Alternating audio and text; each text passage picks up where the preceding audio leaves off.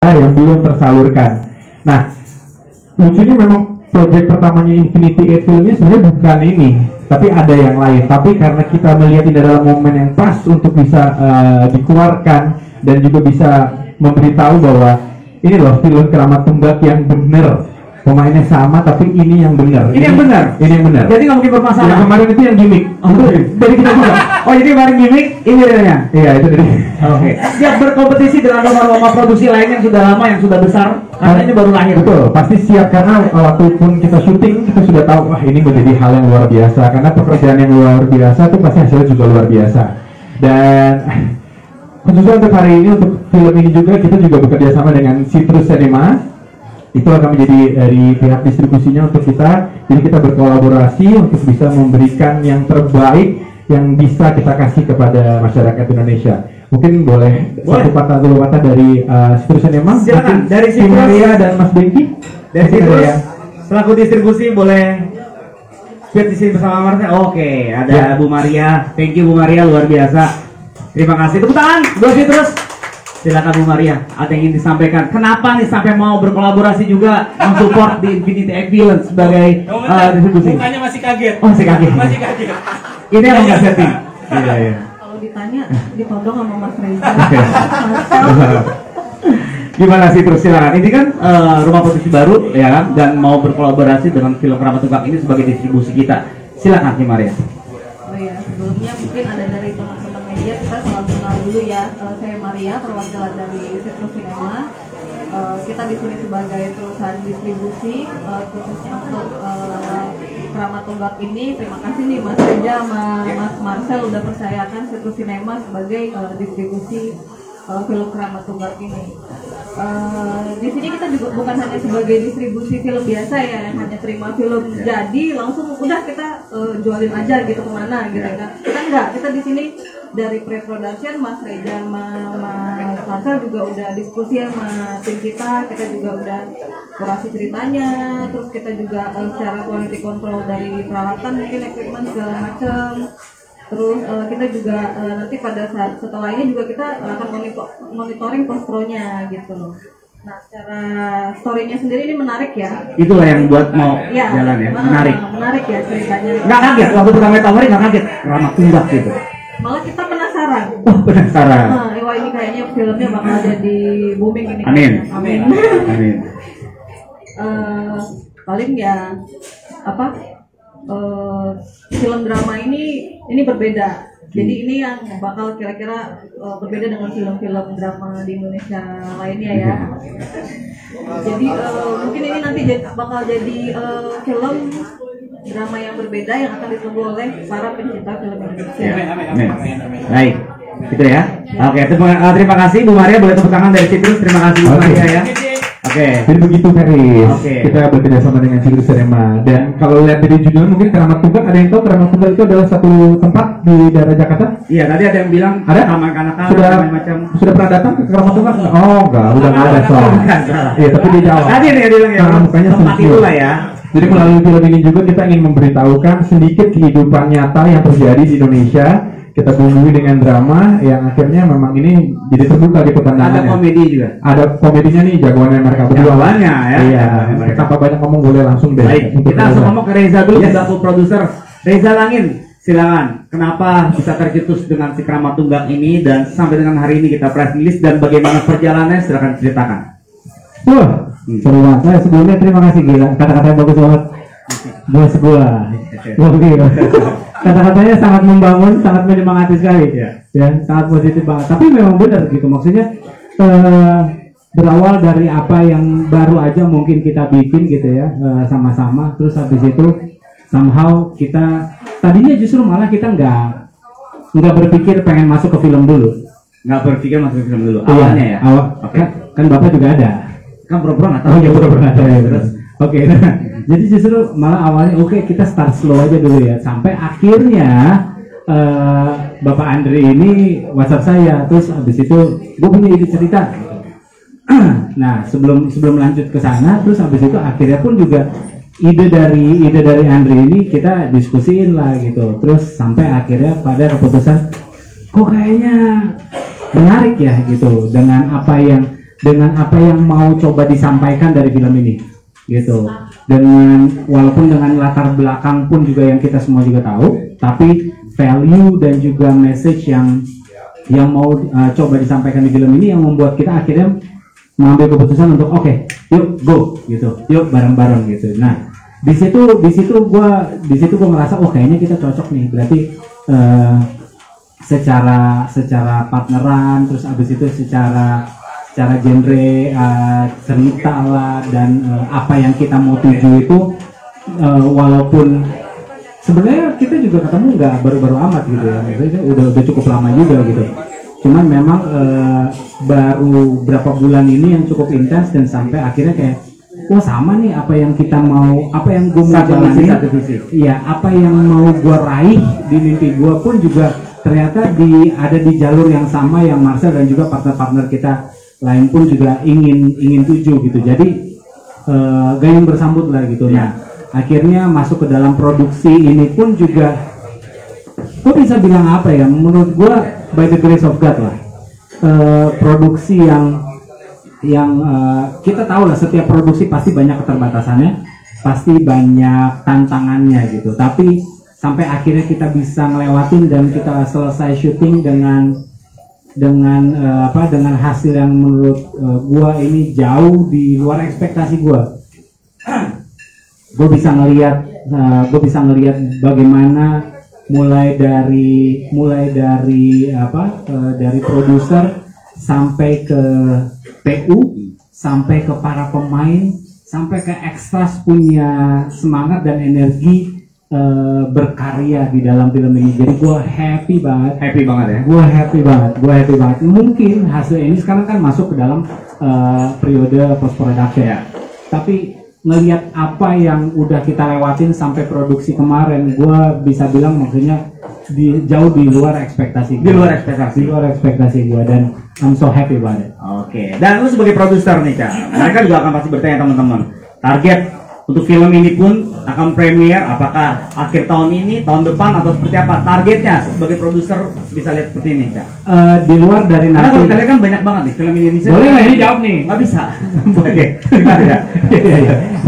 Di luar dari nanti kita akan ada diskusi lagi dengan 21 dan segala macamnya gitu ya, dan badan sensor dan segala macam. Kalau misalnya dari kita sih pengennya kalau bisa secepatnya. Gitu. Maksudnya nggak secepatnya yang besok gitu. Enggak. Kemarin lah paling nggak minimal. Udah lewat ya. Oke, secepatnya ya. Iya gitu. Kita nggak tahu kita akan dapat tanggal berapa, tapi gue yakin ya, kita pun juga percaya tanggal yang diberikan pasti itu tepat sih. Oke. Pasti tepat. Siap. Gokil ya. Gokil. Keren banget ya. Gue penasaran, lu biasa di komedi, sekarang ada sih kita juga penasaran ke isinya kayak apa nih. Nah, sekarang kita bakal ngobrol dengan orang yang luar biasa selaku sutradara, ada Bro Andri Ganda Wijaya, tentang isi dari film ini sendiri. Teman-teman juga penasaran karena dari tadi kita bertanya apakah horor, apakah film hot atau apa, dengan judul Keramat Tungkaknya itu sendiri yang sempat viral sebelumnya dan ternyata akan tayang di layar lebar di Indonesia pastinya. Tepuk tangan dulu dong teman-teman. Silakan Bro Andri. Oke, dari mana dulu ya Om Feris? Karena kita sama-sama sepakat nih kayaknya setelah jadi kemarin kita ngobrol, gila ini project ini terlalu banyak kebetulan yang terjadi sehingga rasanya itu bukan kebetulan lagi. So, iya, mungkin bisa dibilang gitu karena gue pribadi cukup surprise ada teman-teman yang agree sama ide gila gua, ide liar sebenarnya. Iya, maksudnya di mana-mana gua rasa dengan kasus yang viral sebelumnya lebih banyak orang yang nolak, hold back dulu gitu. Tapi mereka berani gitu nyambut ide gua dan cukup spontan gitu loh, dan dalam waktu berapa lama? Enggak Oh, tahu udah pada nahan kan? Iya gitu. Jadi waktu gue present ide gue ke mereka, kira-kira nggak sampai seminggu kali ya, dapat feedback dan loh kok jalan gitu loh. Jadi gue pribadi cukup surprise dan thank you banget buat mereka yang percayain ide yang sedikit liar dan nakal, di mana ide ini biasanya most likely akan ditolak gitu loh. Rumah produksi karena menghindari hal-hal yang konotasi negatif yang nempel dari keramat tunggak gitu loh. So itu yang terjadi. Nah, by the time gue dapat ide itu, sebenarnya gue langsung telepon Echa karena kita dulu alumni YouTubers generasi pertama lah. Yang mana ya? Yang sekarang barengan tuh. Iya. Intinya kita alumni dari sana gitu loh. Tapi pandemi kan mengubah segalanya kan ya. So gue sama Reza udah punya histori yang cukup lama lah, dan dia udah ngerti face gue, dan gue rasa Reza tuh berhasil meyakinkan teman-teman yang lain, Marcel dan teman-teman yang lain untuk percaya sama visi yang ada di bayangan gue gitu loh. So kira-kira begitu. Dan untuk genre, nah genre ini yang belum dijawab. Genrenya sendiri drama komedi, drama hot banget atau yang mana? Karena ada satu nama itu situ, Siska. Nah itu coba jelaskan. Udah pasti nggak ada image yang nggak bisa lepas dari Siska ya. Ya. Yang dari namanya aja orang audiens lu udah punya ekspektasi tersendiri. Memang ini filmnya konten prank kan? Enggak ya? Bukan ya? Bukan ya. Jangan bukan prank, real. Ya ada pranknya juga sih. Oh enggak.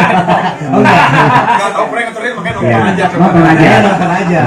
Jadi genrenya menurut gue ini satu cerita yang sangat banyak genrenya, karena di film ini emosi audiens pun akan campur aduk. Roller coaster.